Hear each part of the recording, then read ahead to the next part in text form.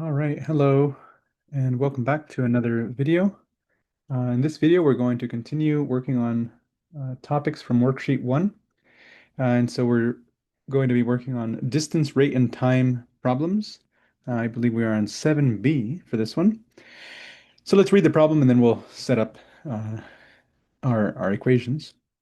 It says, at a road race, Jordan ran 7 miles per hour for the first part and 11 miles per hour for the second part. If the race was 18 miles long and finished in 2 hours, how far did Jordan run at the faster pace? Okay, so there's a couple of ways to do this problem, and if there's time, maybe I'll show both ways or two different ways. There's actually many ways to do this problem. Um, yeah, so the first way that I'll show is using two variables. If you watch the video for 7a, you can see the solution right there on the screen. We only use a single variable, x. But 7b can be done using two variables.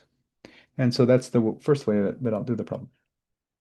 Okay, so let's go ahead and start by making our little chart. And we could take some time to try to understand the problem. It says at a road race, Jordan ran 7 miles per hour for the first part and 11 miles per hour for the second part. So, I can draw a little picture here, and this picture is just kind of guessing. There's a first part. Now, we don't know how long that first part was in terms of time or distance, but that first part, we know that we ran 7 miles per hour and 11 miles per hour for the second part. For the second part, you run 11 miles per hour. And so again, I drew the second part longer than the first part, but we have no idea if the second part was longer than the first. I'm just doing that for my drawing. Now, we are told that the total time or the race was 18 miles long. So the race was, we know that this entire distance here was 18 miles long. Sometimes, students will assume, well, maybe that was 9 miles for the first part and 9 miles half, for each part. But we can't make that assumption. Okay, so let's go ahead and see if what else can we add here? It was finished in 2 hours, so I can also add 2 hours somewhere on here. But here's a simple picture that kind of represents what's going on. But I like to organize my information in this chart, like what I have here.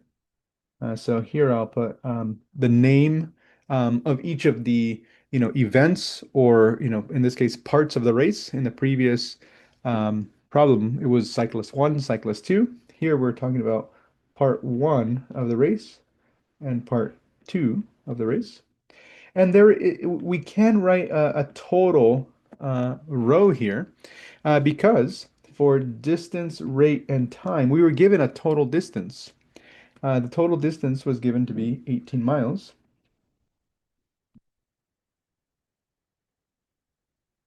Let's see, and then I'll write the units up here, miles, miles per hour, and hours.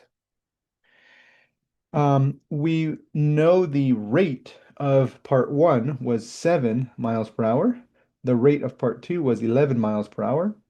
And the total number of hours was 2 hours.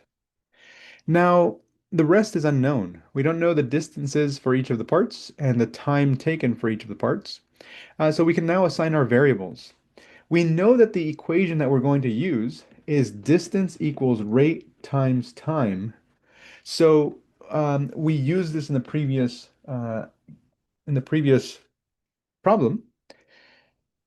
And so at this point, we need to figure out where we're going to assign our variable or variables. And so there's a couple ways that you could do this problem. In the past, one thing that I've told students is, well, let's see here. To read the question, here it says, how far did Jordan run at the faster pace? In the past, I've told students, figure out where that goes. How far did Jordan run at the faster pace? That would go right here. right? Because we're talking about how far a distance that Jordan went at the faster pace in part two. Part two was the one that we went faster on. And so I would generally tell students to assign a variable there and then work your way from there. In this case, that would make the solution slightly more complicated, involving fractions. And so what I'm going to do for this one, and maybe I'll show both of the solutions. Um, for this one, I won't assign a variable there in that highlighted spot for now. I will put an x for the amount of time that it took to run part one, and then I'll put a variable y uh, for the time that it took to run part two. Okay, so I'll put an x and a y there. And so x, it's already stated there, but I can more explicitly state that x is the time, taken to run part one of the race. And then y is what's important here is that we know that this is a time. I'll just write for part two. Okay. And so this is going to be in hours. All right, so when we solve for x and when we solve for y, the way that we've defined x and y, they're going to be times in hours. Okay, and so why is it nice to assign the variables there, x and y, in those two spots rather than the highlighted portion? Well, because our equation is distance equals rate multiplied by time. And so now I can find an expression for the distance run in each of the parts by just multiplying the rate that was given by the time, the variable that I assigned for the time. And so all I have to multiply is 7 times x. That is 7x. That represents the amount of distance run in the first part, right? Because it's 7 miles per hour for x hours. So 7x miles were run in that part. And then similarly, 11y, we just multiply here. 11 times y represents the number of miles run in part two. And so um, the first part, well, we said that is 7x miles long. The second part is 11y miles long. And so if you add these two parts, that gives you the total distance of the race, which is 18 miles. Okay, so there's our first equation. 7x plus 11y equals 18. These are all in miles. Now, what's the other portion? Well, the other equation is going to be x hours that were needed to run the first part plus y hours needed to run the second part. That should equal the total amount of time used to run the entire race. So if we want this in words, I can write this in words. The time in part one plus the time in part two equals the total time. And I think this one is pretty straightforward. Usually when I ask students in class, for one of the equations, they can give me this one, x plus y equals 2. Okay, and so now we have two equations and two unknowns, two variables. And so we can solve this system of equations. One of the ways that we can solve, the way that I would prefer to solve this is just by using the substitution method. And that is where you solve one of the equations for one of the variables. I will solve this the second equation for y. And you could think about it a little bit more strategically. Should I solve for y first or should I solve for x? It doesn't really matter which one you do first. You can eventually arrive at the answer. Um, but I'll just solve for y. I'm not even really thinking about it much. Um, yeah, but strategically here, if you want to think about it, which one should we solve for? We want to answer the question, we need to know how far she ran at the faster pace. So we need to know the distance at 11 miles, the distance that was run at 11 miles per hour. And so that would be the expression 11y. So actually, it would benefit us to find the value of y first, so then we can just multiply by 11 and get that distance that we want. Okay, so this time I just chose y just for the sake of it. Um, let's go ahead and continue. We will plug in, we're given by the second equation that y is equal to 2 minus x. So 7x plus 11 times y equals 18. But y, we were just told that is equal to 2 minus x. So we can plug that in, and notice now we have an equation in a single variable. So we can solve this equation. 7x plus 22 minus 11x equals 18. Combining like terms gives me minus 4x plus 22 equals 18. Subtracting 22 on both sides gives me minus 4x equals negative 4. Dividing by negative 4 on both sides gives us x equals 1. Oh, yes, okay. And actually, this was not the most efficient way that we could do this problem, but that's okay. Yeah, when I solve for y, that means when I solved for y, I'm going to replace y with an expression in terms of x. So actually, yeah, that was not the best way of doing it, but it's a fine way of doing it. Um, we are replacing y in the first equation with an expression in terms of x. So now we've solved this equation. Now we have x. This is not the answer that we want in the end, but we can just keep going here. Now that we have x, we can use this x value to find y. And then once we find y, we'll find the distance in the second part. Okay, so x is 1. Let's go ahead and plug in. And I'll do it in purple here. Y equals 2 minus x. Well, x is 1. So, oh, it turns out y is also equal to 1. And remember, this x and y are the time taken in part 1 and part 2. Oh, it's just 1 hour. Y is equal to 1 hour. And so now it's very simple to see. The distance run in the portion that she was running faster is just 11 times y. She only spent 1 hour running at that rate. Well, if she was running 11 miles per hour for 1 hour, then it's going to be 11 miles total. Okay, so now we can find the distance. I'll do this in distance in part 2. And we have an expression for that. That is 11y. This is going to be 11 times 1.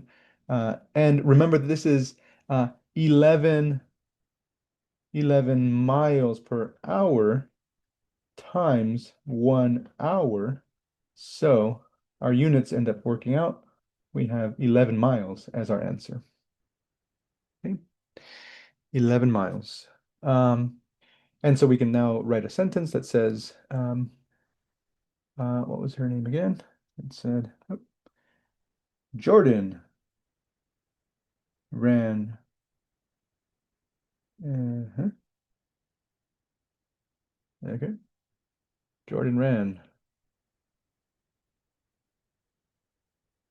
um, 11 miles.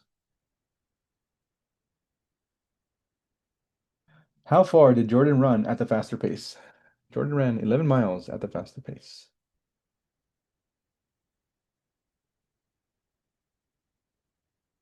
Okay. And we could actually check our answer to make sure that this, at least that it makes sense. Well, let's see. One way we can check our answer is through using the first equation or one of the equations. I'm going to start with x plus y equals 2. Do x and y add up to 2? Um, X is 1, y is 1, x plus y is 2. So, okay, the total time is 2 hours, so that's good. That's what we were given. And then we just found the distance that was run at the faster pace. We can actually find the distance run at the slower pace as well by doing 7 times x. And so I will do that over here in red. 7 times x, that's the wrong tool. 7 times x is just 7 times 1, which is 7 miles that were run at the slower pace. And so if 7 miles were run at the slower pace, 11 miles were run at the faster pace, that's a total of 18 miles. Well, that's exactly what we were told the length of the race was. And so everything seems to be just, matching up perfectly to what we were given in the problem. And so that means we've probably done it correctly. Okay, so Uh, Here is our answer. Jordan ran 11 miles at the faster pace, and we've, checked our work. All right, very good. Yeah, I'll stop the video here. Oh, I did say that I would show another way of doing this problem, and I can do that very quickly. Um, yeah, so let me go ahead and do that just in case anybody's interested. And this way, I kind of think is a little bit more complex, but students always want a rule, like what can I use to solve these problems?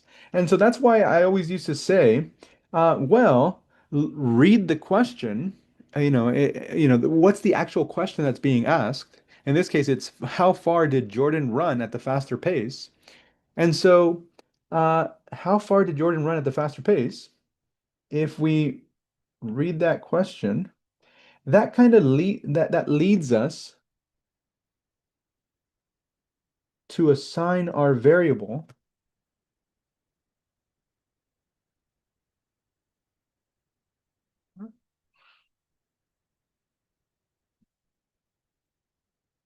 Ah,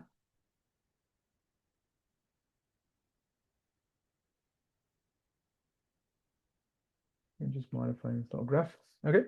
How far did Jordan run at the faster pace? If you don't really want to think about where do I assign my variable or which one do I put the variable for? This given information, it will go in the same spot. But how far did Jordan run at the faster pace? You can put an X here. Assign that as your variable. And then I guess, well, where should I put my second variable? Well, if we want to use a second variable, we can just say, okay, well, then let's just call the other distance y.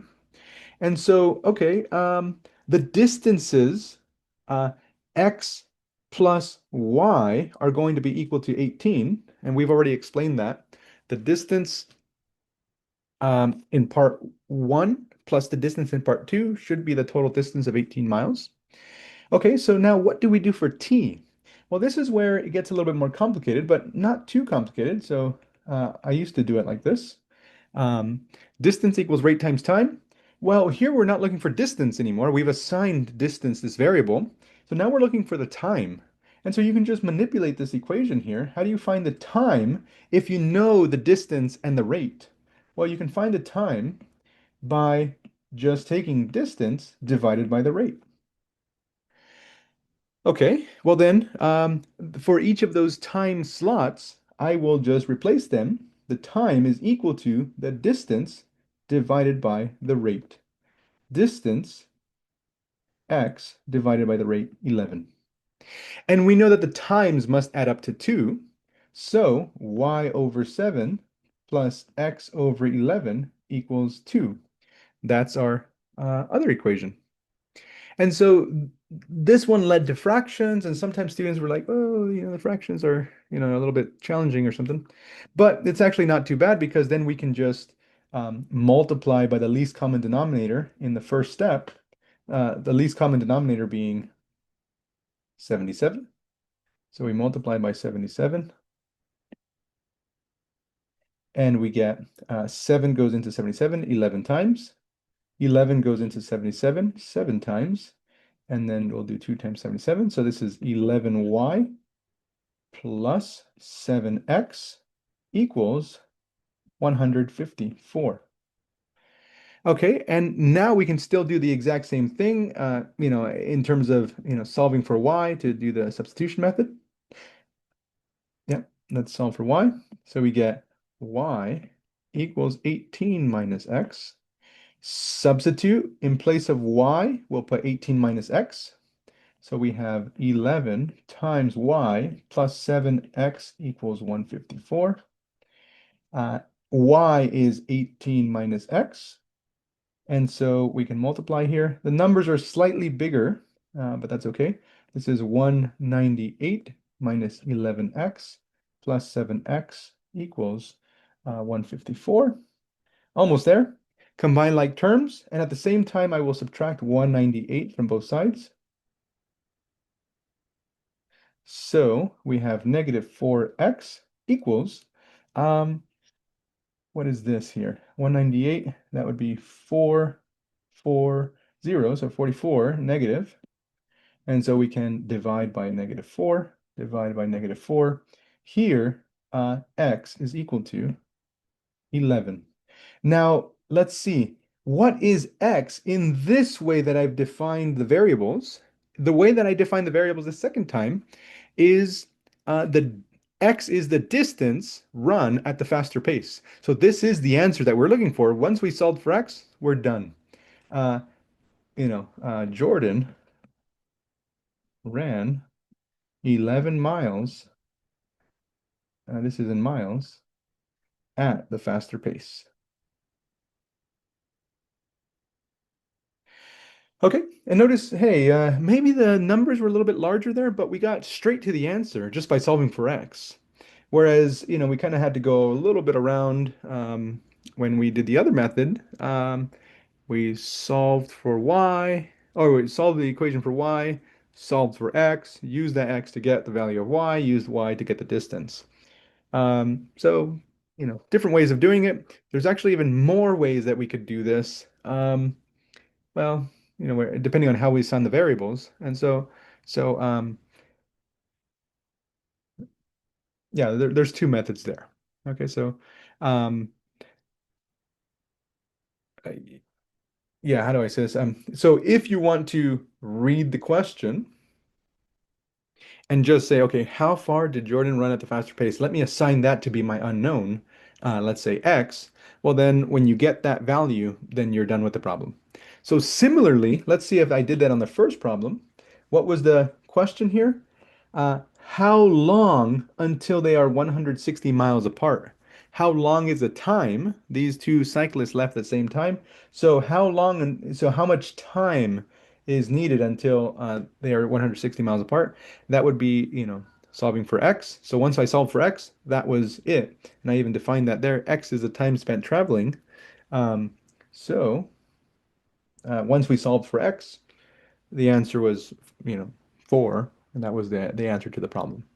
Okay, I could have also defined the variables differently in this case. Um, but this one was nice where it didn't really involve any fractions. So there's different ways of doing the problem. If you want to know more about this, dive deeper into it, you can visit me during my office hours, and I'm happy to talk about it more. Okay, we'll stop the video there because I think for one problem that video has gone on quite long enough. We'll do 7C in the next video. We'll see you there.